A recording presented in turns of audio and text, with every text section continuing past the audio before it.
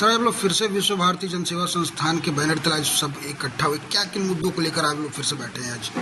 देखिए, आप लोगों को सबको पता है कि देश के 13 करोड़ सहारा के जमाकर्ता तिल तिल के मर रहे हैं अपने पैसे के लिए। इनमें से बहुत सारे लोग माननीय सुप्रीम कोर्ट के दरवाजे तक 100, 200, 500, 100 का किसी तरह से चंदा कर करके माननीय सुप्रीम कोर्ट में अपना पिटीशन दाखिल किए हुए हैं, जिसमें एक बड़ा पिटीशन विश्व भारती जन सेवा संस्थान की ओर से लगा हुआ है। उसकी सुनवाई नहीं हो रही है। दूसरी तरफ सहारा इंडिया भारत सरकार के सह पर उससे 60 गांठ कर करके माननीय सुप्रीम कोर्ट को आज 12 साल से गुमराह किए हुए है। माननीय सुप्रीम कोर्ट के दिए हुए कोई आदेश को नहीं मान रहा है, चाहे वो 31 अगस्त 2012 वाली बात हो जिसमें 2 कंपनियों का भुगतान की बात किया गया था, उसने भुगतान नहीं करे, कन्वर्जन करवा दिया गया। उसने 24,700 करोड़ रुपए जमा करने को कहा था, उसने नहीं किया। सहारा से भी केस में जो 71 प्रॉपर्टी का लिस्ट वहां जमा है, जिसमें कि माननीय सुप्रीम कोर्ट का एक निर्देश था कि वो जमीन जब भी बिकेगा तो उसका पैसा सहारा से के अकाउंट में जाएगा, उसको ही बेच दिया और वहां पैसा भी जमा नहीं किया। माननीय उच्च न्यायालय दिल्ली ने कहा था कि कोऑपरेटिव सोसाइटी में पैसा नहीं लेना है, उसके बाद भी इन लोगों ने सादे कागज पर पैसा लेने का काम किया। लोग लगातार देश के लोगों को भ्रम और गुमराह किए हुए हैं और माननीय सुप्रीम कोर्ट को 12 साल से गुमराह करके रखे हुए हैं। और इस तरह का साजिश रचते हैं ये लोग सरकार के साथ मिलकर के कि जितने भी पिटीशन आए हुए माननीय न्यायालय में उसका सुनवाई नहीं होने दिया जाए। तो हम लोग आज माननीय सुप्रीम कोर्ट के पास देश के लाखों जमाकर्ता सहारा के विश्व भारती जन सेवा संस्थान के बैनर तले और देश के और कई अन्य संगठन है, सभी के साथ मिल करके हम लोग जा रहे हैं कि माननीय न्यायालय में जो पिटीशन अभी सहारा की ओर से लगाया गया 88 प्रॉपर्टियों को अडानी के बेचने के लिए, उसको सुनवाई करने के पहले हमारी बातों को सुन लिया जाए, क्योंकि जो सही प्रॉपर्टी थी उसको सहारा ने पहले ही बेच दिया और उसका पैसा 1 रुपया भी जमाकर्ताओं को नहीं दिया और न जाकर के सेबी में जमा किया। दूसरी तरफ उस याचिका में इन्होंने लगाया है कि जो देश भर में जो केस चल रहे हैं इसके ऊपर में, चाहे वो झारखंड का सीआईडी का मामला हो जिससे 32,000 करोड़ रुपया उन लोगों ने खुद ही एक्सेप्ट किया कि झारखंड का बकाया है, और ईडी ने जो चार्जशीट फाइल किया 1,74,000 करोड़ रुपया का, और इनके ऊपर कई बेनामी संपत्ति, ब्लैक मनी वगैरह वगैरह का जो केस डाला गया, इस सारे चीजों को एक खत्म कराना चाह रहे हैं कि भले ही वो अडानी के साथ डील वाला बात हो या ना हो, लेकिन इनकी कोशिश है कि देश भर में जो केसेस चल रहे हैं उसको निरस्त करवा दिया जाए और माननीय सुप्रीम कोर्ट के द्वारा एक कमेटी बना दिया जाए कि देश भर के जितने भी केसेस हैं वहां ट्रांसफर हो जाए और जो गांव पूर्वे के रहने वाले लोग हैं वहां तक पहुंच ही नहीं पाए, ताकि बारी बारी से सब लोग यहां से निकल जाए। तो इनका मुख्य उद्देश्य वही है। जैसा कि आपको मालूम हुआ कि वो 88 प्रॉपर्टी में एक बड़ी प्रॉपर्टी सहारा शहर था, जहां पे अभी धरना प्रदर्शन चल रहा है, वो जमीन सहारा का था ही नहीं। जिसको भी अडानी के हाथों बेचने के लिए वो लिस्ट में डाले हुए हैं, वो जमीन वहां का उत्तर प्रदेश का नगर निगम का निकला। उसी प्रकार जहां हम लोग बैठे हुए हैं धनबाद में इनकी जमीन थी जो पहले ही बेच चुके हैं। अभी उसमें रांची हाईकोर्ट का भी आदेश आया है, बहुत सारी जमीनों को जो इनका था इनको पेनाल्टी भी लगा है।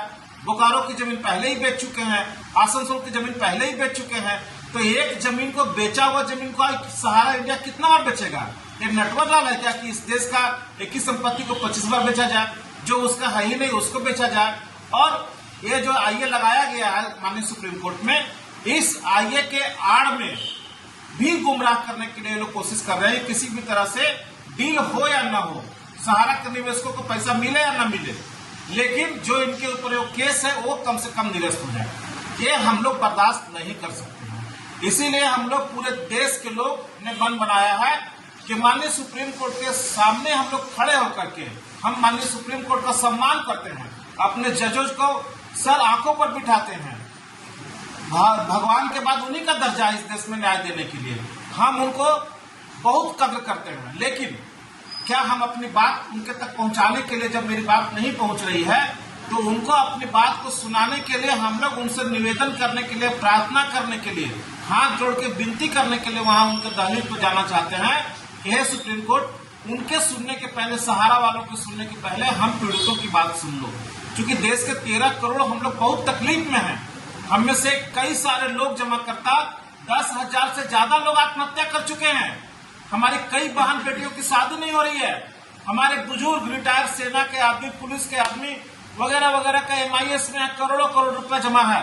जिनका कि MIS नहीं मिलने से वो तिल करके मर रहे हैं, लोग डिप्रेशन में जा रहे हैं। बिहार, झारखंड, उड़ीसा, कई राज्यों में सहारा के एजेंटों का जमीन जमाकर्ताओं ने छीन लिया, उनको मार दिया, कत्ल कर दिया।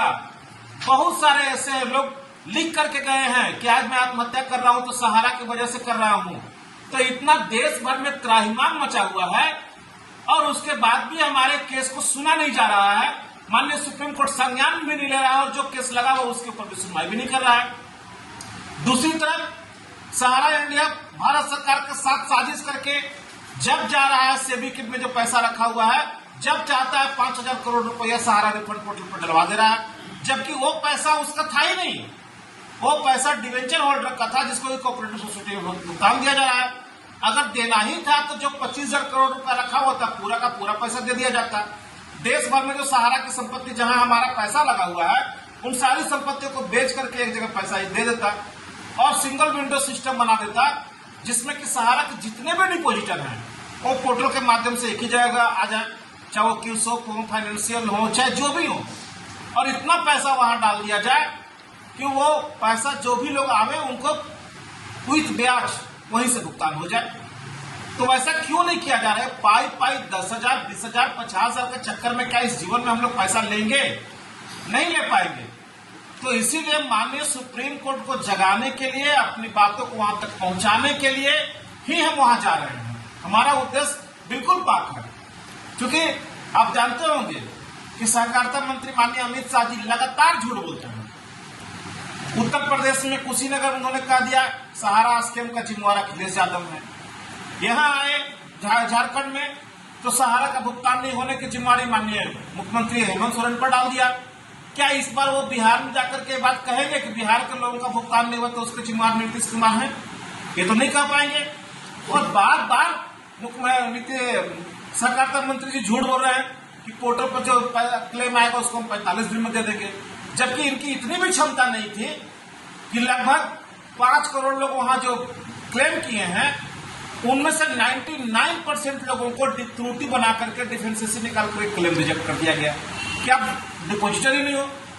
लेकिन सहकारिता मंत्री, इस देश के इतने कमजोर सहकारिता मंत्री हमने आज तक नहीं देखा कि जिसके हाथों में गृह मंत्रालय भी है, सहकारिता मंत्रालय भी है, पूरे सरकार में उनकी हैसियत तो क्या है सबको मालूम है, लेकिन सहारा के अधिकारियों के गिरबान पर आज तक के हाथ नहीं डाल पाए और उनको नहीं कह पाए कि जो त्रुटियां हैं उसको ठीक करो। सहारा के जो जमाकर्ता है उसका डाटा क्यों नहीं दे रहे हो, जबकि सहारा ने खुद ही लिख कर दिया था कि अगर हम डाटा गलत देंगे तो हमारे ऊपर कार्रवाई करो। तो ये तक खुला थप्पड़ सहारा ने मारा है अमित शाह के गांव पे। अमित शाह क्यों नहीं सहारा के अधिकारियों को कह पा रहे हैं कि तुम डाटा को ठीक करवाओ, जितने जमाकर्ता उसका भुगतान का रास्ता दो? तो ये इनके सह पर ये लोग कर रहे हैं। इस देश में सबसे अगर कोई कमजोर अगर गृह मंत्री कोई बना है आज तक के इतिहास में तो वो अमित शाह जी ही हैं। कितना क्या कहें, तो ये पीड़ा बहुत ज्यादा है। भारत सरकार से हमारी उम्मीद टूट चुकी है, सरकार हमारी मदद नहीं करने आ रही है, रक्षक ही हमारा भक्षक बना हुआ है। तो आखिरी उम्मीद हम लोगों को न्यायालय पर ही है और न्यायालय में सर्वोच्च न्यायालय माननीय सुप्रीम कोर्ट फरवरी 2024 से हम लोग पिटीशन लगा करके बैठे हुए हैं। एक हेयरिंग के बाद हमारा हेयरिंग ही नहीं हुआ और कई लोग वहां गए हुए उनका सुना ही नहीं जा रहा है। सरकार जो चाह रही है उसका सुन लिया जा रहा है। तो इस तरह से लोगों में लग रहा है कि हमको न्याय मिलने में बहुत देर हो रहा है। तो हम न्याय मांगने के लिए माननीय सुप्रीम कोर्ट जा रहे हैं। हम किसी को डराने के लिए नहीं जा रहे हैं, किसी को धमकाने के लिए नहीं जा रहे हैं। ये मेरा राइट बनता है कि अगर हमारी नहीं सुनी जा रही तो वहां जाए। क्या माननीय सुप्रीम कोर्ट के जो जजेज 2018 वाली घटना आपको भी याद होगा, जो लोग पीड़ित थे माननीय जजेज सब, उन लोगों को भी निकल करके कोर्ट के बाहर आकर के मीडिया के सामने कहना पड़ा था कि हम पीड़ित हैं। जब जजों को अधिकार मिल सकता है कि वो अपनी बात रखने के लिए बाहर आ सकते हैं, तो क्या देश के नागरिकों को इतना अधिकार नहीं है कि वो अपनी पीड़ा को सुनाने के लिए माननीय सुप्रीम कोर्ट का दहलीज तक जाए? हम जाएंगे, हर कीमत पे जाएंगे और हम न्याय की मांग करेंगे इस देश के 13 करोड़ जमाकर्ताओं के लिए, इस देश के उन 10,000 शहीदों के लिए जो सहारा से भुगतान मांगते मांगते दम तोड़ दिए चले गए, उनके लिए भी जाएंगे। हर उस व्यक्ति के लिए खड़े होंगे जिनका सुनने वाला कोई नहीं है। हम माननीय सुप्रीम कोर्ट से गुहार लगाएंगे कि जल्द से जल्द हमारी याचिका को सुने और हमको अच्छा जजमेंट दे निदान दे और उसकी जो लगा हुआ याचिका है, हमारी याचिका के बाद उसकी याचिका की सुनवाई होनी चाहिए। हम यही मांग करने के लिए माननीय सुप्रीम कोर्ट के सामने जा रहे हैं। जी।